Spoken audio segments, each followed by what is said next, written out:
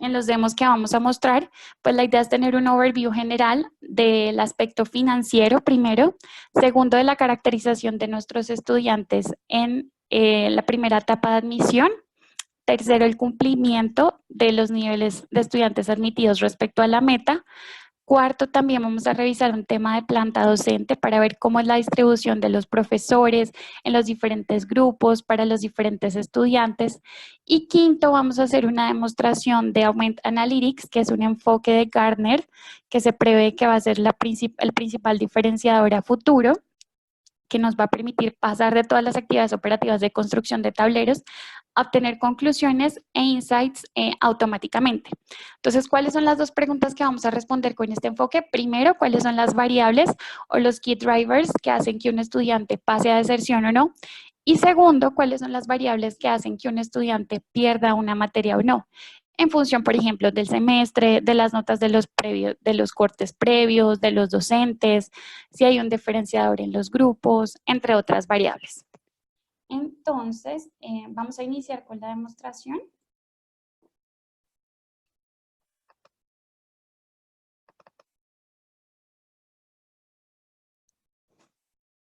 Y este es el primer tablero en el que nosotros analizamos rápidamente la información financiera a gran escala. Entonces, ¿qué estamos midiendo? Estamos midiendo el valor de la matrícula que nosotros liquidamos a nuestros estudiantes, cuánto efectivamente fue el valor pagado de esa liquidación que nosotros realizamos. Y no solamente tenemos el valor consolidado, sino que también calculamos las variaciones de un semestre versus el inmediatamente anterior. Entonces, en este caso, para los dos indicadores, pues tuvimos un crecimiento del 10 y del 11% respectivamente, que representan esta cifra que tenemos aquí en verde, que por supuesto es positiva. De la misma manera, nosotros buscamos analizar estas tres variables, valor matrícula, valor pagado y el descuento para cada uno de los semestres. Entonces, aquí tenemos el detalle 2016 primer semestre, segundo semestre, 2017, para primer y segundo semestre. Pero también podemos ir a un nivel de detalle para conocer en cada uno de los periodos específicos de esos semestres cómo es el comportamiento de las tres variables. Por supuesto, vemos que en enero y en marzo, que es donde hacemos los periodos de admisiones, pues tenemos mayores niveles de valores de matrícula, valores pagados y descuento. Y durante los otros meses, que seguramente son programas secundarios o programas externos, pues también tenemos ingresos, pero no son tan representativos como los periodos principales. Vamos a volver a hacer un drill down, pero a un nivel superior. Y de esta manera también podemos comparar la información que estamos viendo para todo el tablero de manera automática. Entonces, ¿qué pasa cuando nosotros seleccionamos alguna de estas variables? Pues toda la información cambia en función de los datos que nosotros seleccionamos. También tenemos la solución del lenguaje natural.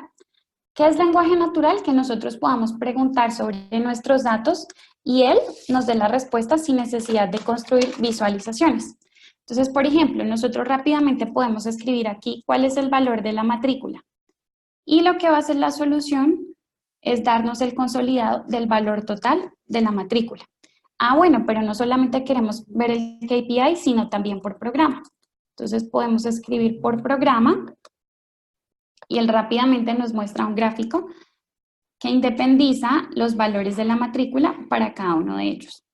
Ah, también queremos ver, por ejemplo, cuáles son los descuentos por los diferentes conceptos. Es decir, este gráfico nos respondería a la información que nosotros estamos preguntando. Entonces, rápidamente podemos obtener respuestas en lenguaje natural que nuevamente nos permiten agregar valor a través de las actividades de análisis de información en vez de estar construyendo los tableros que nosotros ya teníamos previamente. Entonces, esta era una de las soluciones que queríamos mostrarles. La segunda tiene que ver también con el tema de planta docente. Entonces, aquí lo que buscamos analizar es, bueno, ¿cuántos estudiantes estamos asignando a cada uno de nuestros profesores? ¿Cuántos grupos en promedio tiene cada uno de nuestros profesores? ¿Cuántos estudiantes están asignados a cada uno de los profesores? ¿Y cómo es el comportamiento de los docentes, por ejemplo, en el caso del nivel de formación? ¿Cuántos tienen postdoctorado? ¿Cuántos tienen doctorado? ¿Cuántos tienen especialización? ¿O cuántos tienen solamente pregrado? Entonces, nuevamente aquí tenemos los indicadores principales, el número de estudiantes, el número de docentes, el número de grupos, y en promedio, por ejemplo, en este caso tenemos 53 estudiantes por docente. Ya dependiendo de la institución, pues este será un resultado viable o no. También tenemos, por ejemplo, 6 grupos por docente y 8 estudiantes por cada uno de los grupos. En función, por ejemplo, también de la distribución de planta de nuestras universidades, empezaríamos a revisar si efectivamente estos indicadores son positivos o son negativos. También decidimos representar un gráfico que nos muestra cuál es el top de los estudiantes por docente. Por ejemplo, este docente que tenemos en primer lugar tiene 271 estudiantes. Este tiene 268. Están muy por encima ¿de qué? Muy por encima del promedio que nosotros calculamos. De la misma manera, pues analizamos la información, pero ahora para los diferentes grupos por docente, para saber cuáles de ellos están por encima del promedio, cuáles están por debajo del promedio y cómo podríamos optimizar estos niveles de asignación dentro de los profesores. Esta información, por supuesto, la podemos analizar para los semestres que nosotros seleccionemos, para las diferentes sedes o para los diferentes programas. En la sesión contemplamos las variables que son el valor de la matrícula, el nivel del semestre y la cantidad de materias perdidas. Por supuesto, estas variables pueden enriquecerse en tantas columnas y dimensiones nosotros tengamos dentro de nuestro set de datos. En este caso, el resultado que obtuvimos después de hacer la misma corrida y que nuevamente se genera automáticamente, pues es esta información. Nuevamente, los unos son estudiantes que desertan y los ceros son estudiantes que no desertan. Aquí tenemos el total de nuestro histórico y cómo se relaciona precisamente a esos estudiantes que desertan con el promedio, ¿cierto? La mayoría de los estudiantes con un promedio por encima de 3.6 no desertan, como podemos ver aquí. Hay unos outliers, pero la gran cantidad de ellos está entre un promedio de 3.4 y entre un promedio de 2.7. Y la misma información la podemos evaluar para el valor de la matrícula. ¿Son los estudiantes que pagan más los que más desertan o son los que menos? Estos datos se pueden correr tantas veces sea requerido, con las actualizaciones de los datos que quieran, con el perfil, con el filtro, si es un programa específico o no.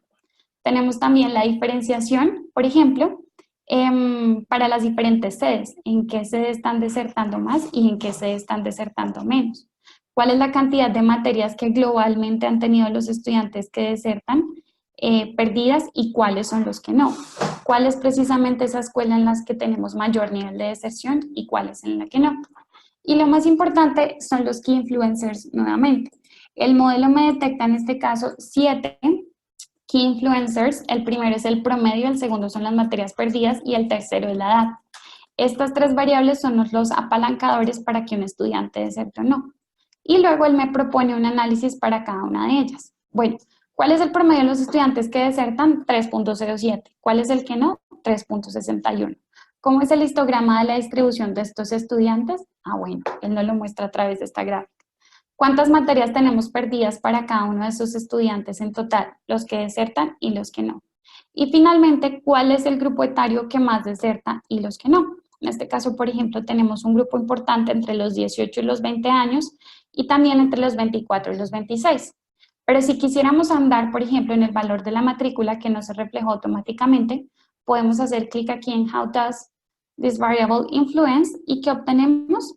Obtenemos también los insights para el valor A de nivel la del matrícula. beneficio de nuestra solución, pues nuestra solución es, esta solución como ustedes vieron es muy simple, podemos obtener resultados muy rápidos, como vieron como parte de Estefanía.